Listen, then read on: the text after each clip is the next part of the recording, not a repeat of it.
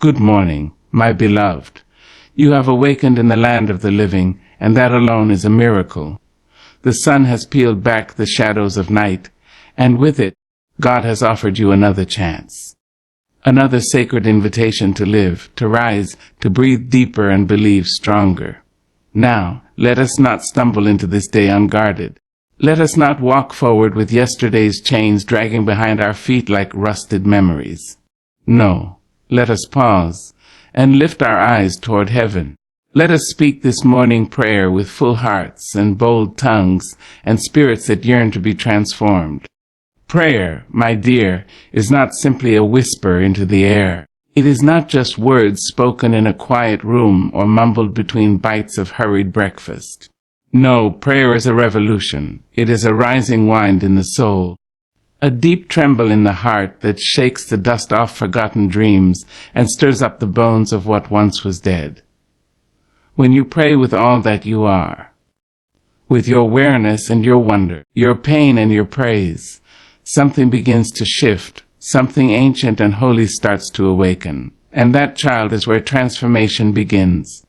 You see, the world may try to tell you that your value lies in what you do, that your worth is counted in coins, in applause, in the business of your hands.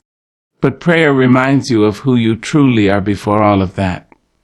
Before titles and labels, before heartbreak and betrayal, before the noise of life got loud, there was a whisper of divinity placed inside you, and prayer, real soul-wrenching, heart-healing prayer, pulls you back to that center. Prayer does not require perfection. It does not demand that you clean yourself up before approaching the throne. No, beloved, come as you are. Come angry, come weeping, come dancing, come in silence if you must. Just come, for when you step into prayer, you step into sacred ground. And when your knees touch the floor, heaven leans in close. God listens not to the eloquence of your words, but to the sincerity of your heart. Oh, but prayer is not just about asking. It is also about becoming. In prayer, you are shaped like clay in the hands of a master sculptor. The old fears are shaved away. The bitterness is softened. The wounds are tended to with divine balm. God doesn't just hear you. He meets you. And in that holy meeting, He begins a work in you that no man, no woman, no devil in hell can undo. You may think you are praying for change out there. Change in your job, your relationships, your finances. But more often than not, God starts the change within. Prayer alters your vision. Suddenly, what looked like failure begins to look like preparation. What felt like a delay begins to feel like divine timing.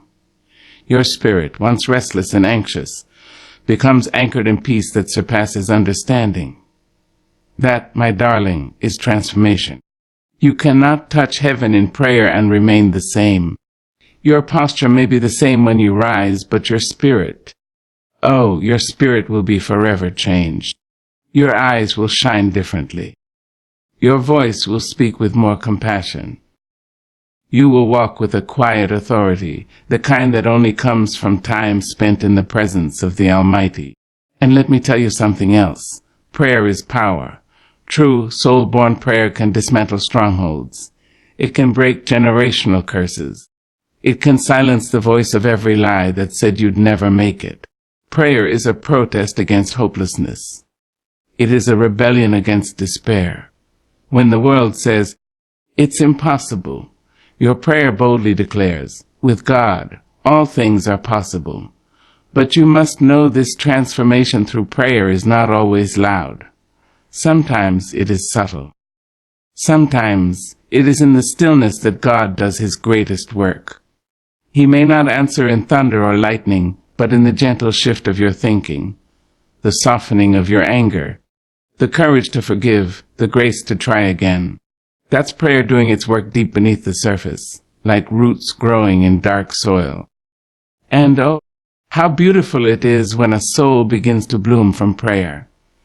There is a strength that comes from talking to God, an unshakable strength, the kind that does not bend with the storms of life, the kind that does not break under pressure. You begin to realize that you are never alone. not even in your lowest valley. Prayer walks with you, stands beside you, whispers wisdom in your ear when you are confused, and wraps you in comfort when you are broken. You begin to love differently. You begin to speak with grace. You begin to think with a renewed mind. That's the evidence of prayer's power. Not just that you shouted or cried, but that you are transformed. That the very way you live becomes a testimony. People begin to ask, "What's changed in you?" And you smile gently, knowing it wasn't anything you did. It was what happened in the sacred stillness between you and the divine. You see, my child, prayer isn't a last resort. It's the first weapon. It's not what you do when all else fails. It's what you do before you take a single step. Because prayer opens the heavens. Yes, but more than that, prayer opens you. It opens your heart to trust again. It opens your eyes to see the blessings already surrounding you. It opens your hands to receive what God has long been trying to give. So tomorrow morning, when your eyes flutter open and the world calls you into chaos, pause, make space. Whisper a prayer, not as a habit, but as a holy act. Tell God what's aching, what's blooming, what you're afraid of, and what you're hoping for. Tell Him about your dreams, your regrets, your confusion, and your praise, because He hears. And not only does He hear, He responds, not always in the way you expect, but always in the way you need. And that, my dear, is where life begins to change. Not just the circumstances around you, but the atmosphere within you. Speak your prayer and watch the light shift. Speak your prayer and watch heaven touch earth. Speak your prayer and get ready, because something holy will begin to unfold in you. And when it does, you will never be the same. Not because you tried harder, not because you proved your worth, but because you prayed. And that, child, is the beginning of a life changed forever. Amen. Ah, beloved, let me tell you something the world won't shout from its busy corners and loud platforms. Surrender is not weakness. No, no. It is one of the strongest things you'll ever do. To surrender to God's will and power is not to fold under pressure, but to rise in purpose. It is not the crumbling of one's identity, but the awakening of it. Because when you finally lay it all down, your plans, your fears, your striving, and your sorrow, you make space for the divine to step in. And that, my dear, is when things begin to change. We are taught from the time we are small to hold on, to grip tightly, to gather all we can and protect it with clenched fists. We are told that if we do not fight for ourselves, no one will. But what if I told you that there is a deeper power found in letting go? What if true strength is found not in clinging, but in releasing? When you surrender to God, you are not giving up. You are handing over. You are saying, "Lord, I don't want to do this my way anymore. I trust that your thoughts are higher, your timing better, and your love deeper than anything I can manufacture or control." It takes courage to say that. It takes deep, bone-strong courage to look at your life, with all its broken pieces and tangled threads, and say, "Here, Lord, take it. Make something beautiful." It takes faith to admit you don't have all the answers, and trust that the one who made the stars does. God does not require your perfection. He's not asking you to show up with polished plans and flawless behavior. He asks for your heart, a willing heart, an open heart, a surrendered heart. Because once you surrender, you become like clay in the hands of the potter, malleable, shapeable, available for something greater than you could ever build on your own. We spend so much time fighting battles that were never ours to begin with. We lose sleep over what we cannot fix. We lose joy trying to carry burdens we were never meant to hold. But when you surrender, you exchange anxiety for peace. You trade confusion for clarity. You release the pressure to perform and step into the presence of purpose. Do you know what happens when you give God the wheel? You start seeing detours as divine redirections. You stop panicking when doors close. Because you understand that some no's are God's protection. You stop comparing your journey to others because you realize He's writing a custom story for you. One page, one prayer, one promise at a time. Oh, but surrender is not a one-time act. No, it's a daily practice. It's waking up every morning and saying, God, I trust you more than I trust myself. It's saying, even if I don't see it, I know you're working. Even if I don't feel it, I know you're moving. That's surrender. That's where transformation begins. Not in your doing, but in your yielding. And sometimes surrender will feel like silence. It will feel like waiting in a room with no windows, no clocks, no noise. But don't be fooled, child. God does His deepest work in the quiet. While you're waiting, He's weaving. While you're still, He's sculpting. While you're surrendering, He's setting things in motion that you can't yet see. Think about a seed buried in the ground. It looks lifeless, forgotten, but deep beneath the soil, a miracle is happening. Roots are growing, life is stirring, and in due season, that seed will break through the dirt and bloom. That's what surrender looks like. You may feel buried, but you are being planted. Let God water your soul with His word. Let Him shine the light of His presence over your pain. Let Him pull the weeds of bitterness and fear, and let Him grow in you a peace that the world cannot give, and surely cannot take away. Surrender means trusting God with the timing. Oh, how we wrestle with time. We want it fast, instant, now. But God is not rushed. He moves at the pace of preparation, and if you surrender to His pace, you will see that He is never late.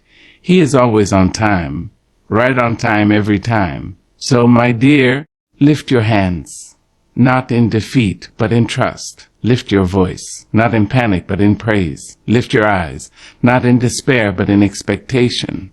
Say to the Lord, have your way with me. Even when I don't understand, I will obey. Even when the road is hard, I will follow. Even when I cannot trace your hand, I will trust your heart. Because the God who created the oceans, who hung the stars, who breathed life into dust, that God holds your life in His hands. And there is no safer, no sweeter, no stronger place to be than surrendered in His care. And when you surrender, truly surrender, you will begin to feel the shift. The burden will feel lighter. The path will feel clearer. The chaos will quiet, not because the storm has passed, but because the one who calms the storm is now at the helm of your ship. So don't be afraid to let go. Don't be afraid to lay it down. The hands of God are strong enough to carry what you cannot. His grace is wide enough to cover what you lack.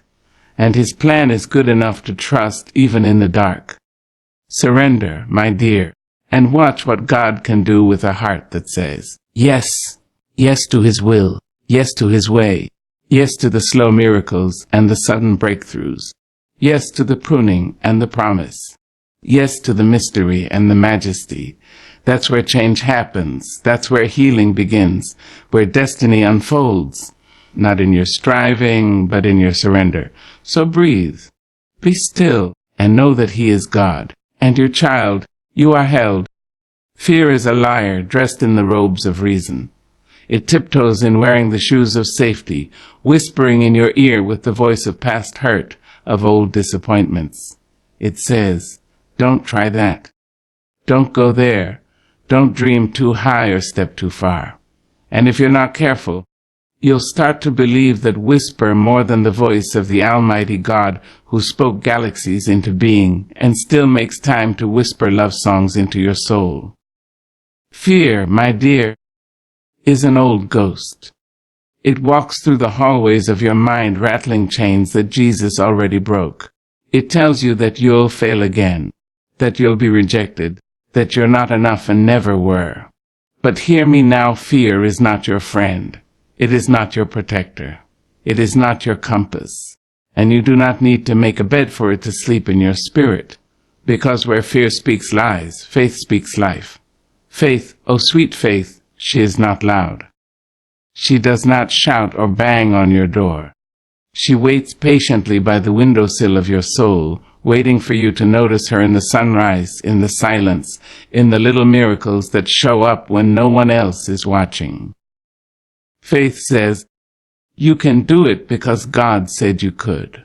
Faith says, step anyway, even if your knees are knocking. Faith says, the mountain will move, not because of your power, but because of your trust.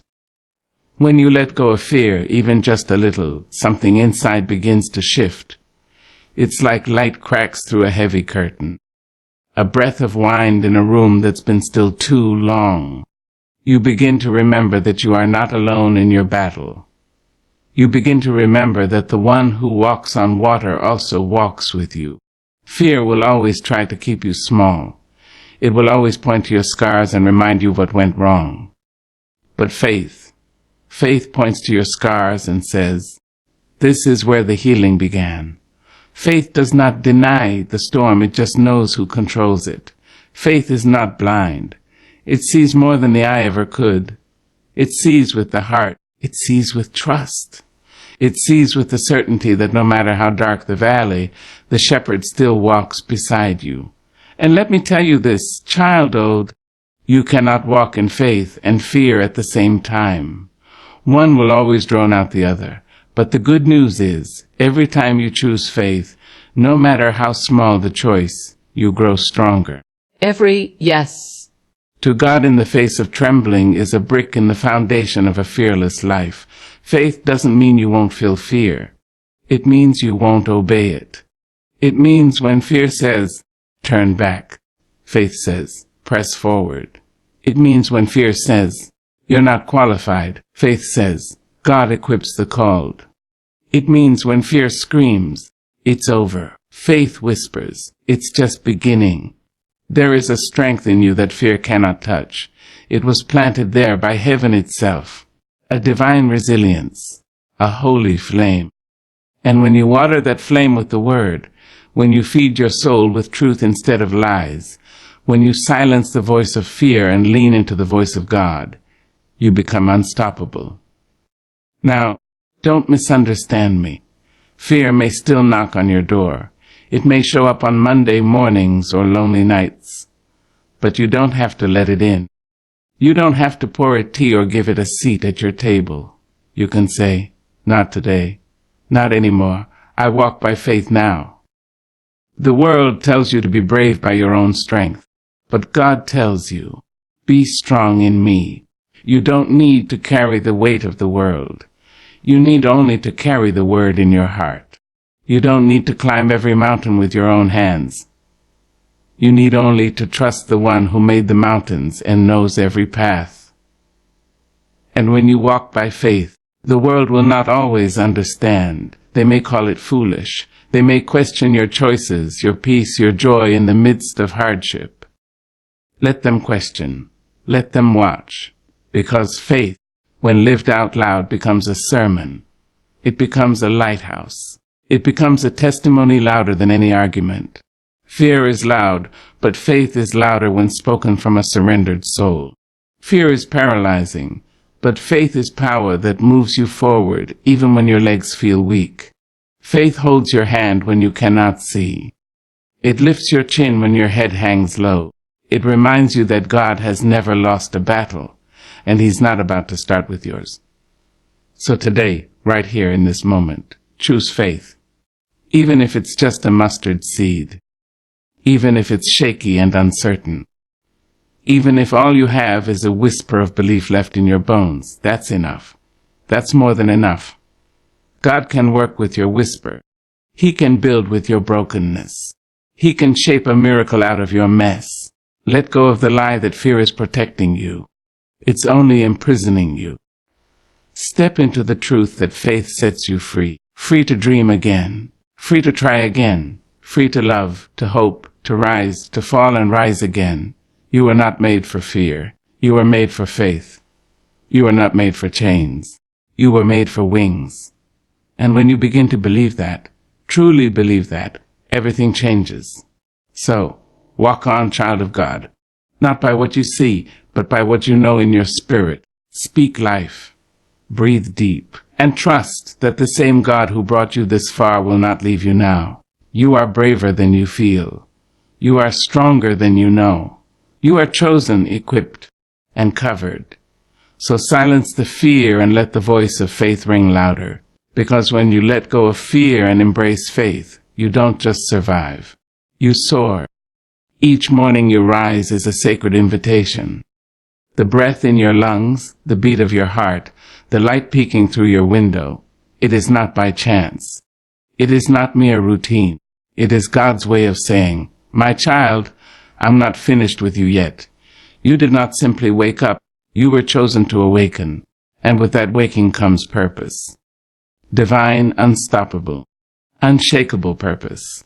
Now don't you dare believe that your life is just a random sequence of events. No ma'am, no sir. Your life is a living, breathing manuscript being written by the hand of God Himself. And every page, every sorrow, every triumph, every ordinary day in between is inked with intention. The world might rush you. The noise might drown out the whisper. But deep in your soul, you know when something higher is calling you. That tug in your spirit, that's purpose. That quiet voice that says, "You were made for more." That's God reminding you of who you are. So when you open your eyes each morning, don't rise like someone who's merely surviving. Rise like royalty. Rise like someone who's been trusted with this day by the Creator of time itself. Because that's what you are, a vessel of purpose. Handpicked to bring light into a world that often forgets what light even looks like. You see, purpose doesn't need a platform. It doesn't need permission. It doesn't wait for applause. Purpose shows up in the small things. How you speak, how you love, how you treat those who can do nothing for you in return. Purpose is waking up and saying, "Lord, use me." Not just when the world is watching, but when no one is. It is easy, child, to let life become a list of tasks. To rise and run, to work and worry, to move without meaning. But when you rise with intention, everything changes. You begin to see your life as more than what you do. It becomes about who you are becoming. You learn to slow down and hear what heaven is saying. You learn to walk not just in motion, but in direction. And oh, how beautiful it is to walk in direction. Not rushed, not random, but rooted in truth, rooted in grace, rooted in the knowledge that you were made for such a time as this. You begin to make decisions differently.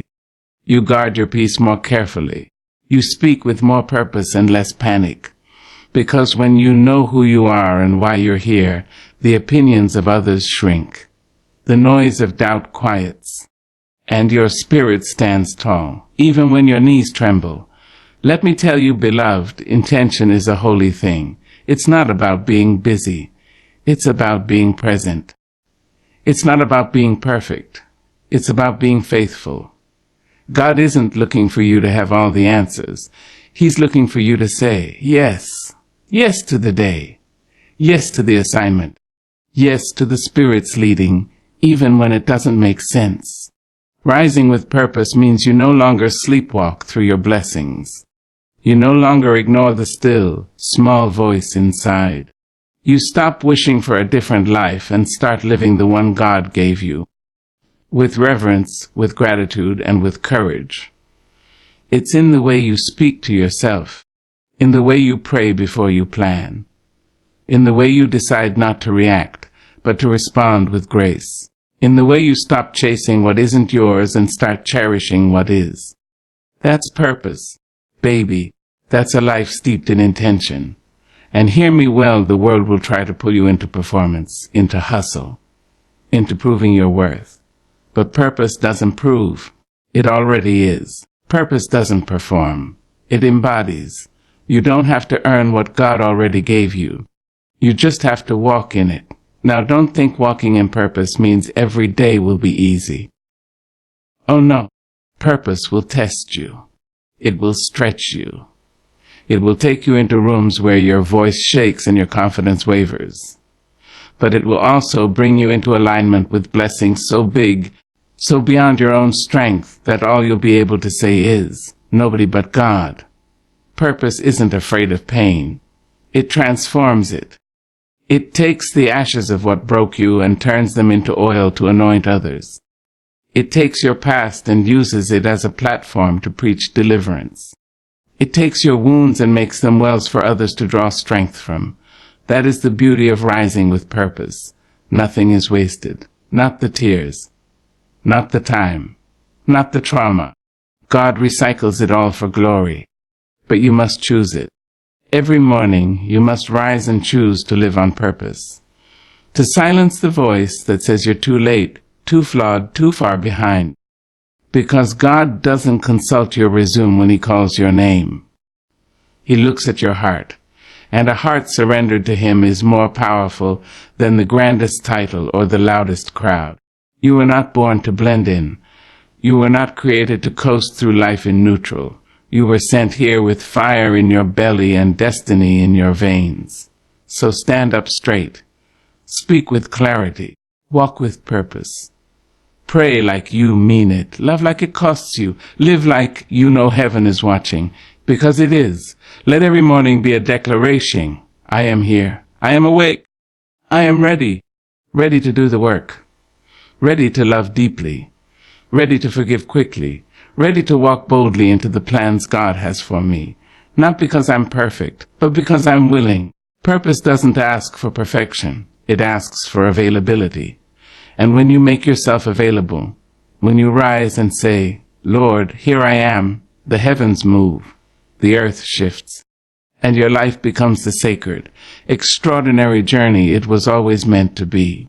So tomorrow when you wake up, don't just scroll your phone. Don't just run toward routine. Sit with the silence. Soak in the light. Speak life over your day before the world speaks anything else. And rise, not just out of bed, but into your calling, into your identity, into your truth. Because every morning you rise with purpose. You walk a little taller. You breathe a little deeper. You love a little harder. And that, my dear, is how you change the world. One intentional sunrise at a time. Child, you've spoken prayers before. Some whispered in the dark when no one could hear you but God. Others cried out loud with trembling lips and hands raised to the heavens. But understand this, prayer is not just a string of words tossed toward the sky. It's not just a request list or a ritual to fill time. Prayer is a way of living, a rhythm, a posture. A song your soul sings long after the omen is spoken. You see, beloved, it's easy to think that prayer is a thing you do, a check mark on the spiritual list. But oh, it is more than that. Prayer is not just spoken. It is lived. And when you begin to live your prayer, when you allow it to be the melody of your movement, the tone of your thoughts, the fragrance of your very being, that's when real transformation begins. What good is a prayer spoken in morning light if your actions betray it by noon? What good is pleading for peace if your words carry bitterness? What good is asking God to guide your steps if you continue walking the same tired path out of habit and fear? No, my dear, the power of prayer is not just in its utterance. It's in its embodiment. To live your prayer is to be patient when you want to rush. To speak kindness when the world is cruel. To forgive, even when your pride begs you to hold a grudge. It's easy to fold your hands. It's harder to hold your tongue. But both are prayers when done in love. Both are offerings when done with humility. Prayer lived out is holding the door open not just for strangers, but for people who have wronged you. It's waking up and choosing joy before the sun rises, choosing love before it is returned, choosing faith before you see the proof. That is what it means to live your prayer. That is what it means to become the very words you speak to God. You are not praying for transformation if you are not willing to participate in it. You cannot ask God for a new season while clinging to old habits. You cannot ask for peace and speak poison. You cannot cry out for clarity and yet remain tangled in confusion by your own choosing. No, child, you've got to become your prayer. Let your feet walk in forgiveness. Let your hands serve in humility. Let your eyes seek goodness, even in the places where hurt still lingers. Let your ears be open, not just to voices that affirm you, but to the whisper of the Spirit correcting and guiding you. Let your prayer not just be a moment, but a movement. You see, when you live your prayer, people don't just hear your faith, they feel it. In the way you show up, in the way you treat them, in the way you handle pressure and pain. You become a living testimony, a walking answer to someone else's prayer. You become light in dark places, hope in despair, balm in brokenness. Living your prayer means consistency.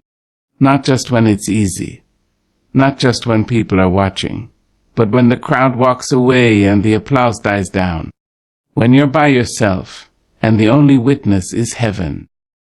That is when the true prayer of your life is heard the loudest. And don't think for one moment that you have to be perfect. You don't. Living your prayer is not about getting everything right. It's about staying aligned. It's about turning back to God again and again. It's about getting up when you fall, repenting when you miss the mark, loving when it's inconvenient, and trusting when it doesn't make sense. It's about knowing that your life is the most powerful prayer you will ever speak, not just in what you ask for, but in how you show up, in how you love, in how you endure, in how you shine when the world tries to dim your light. Child, people will forget sermons.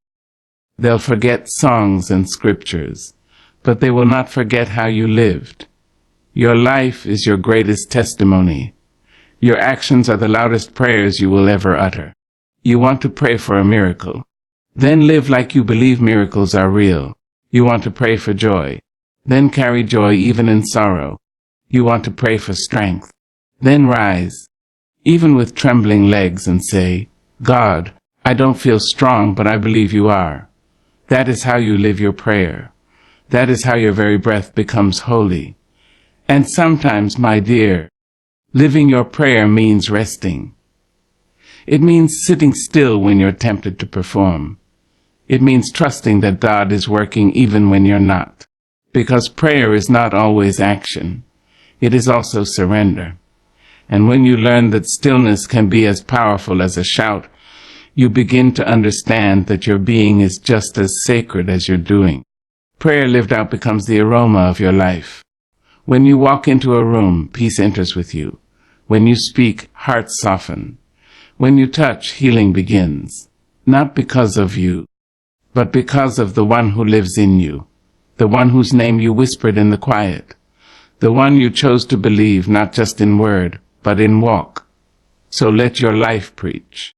Let your character pray. Let your compassion prophesy. Let your patience testify. Let your endurance sing hallelujah, even when your circumstances shout defeat.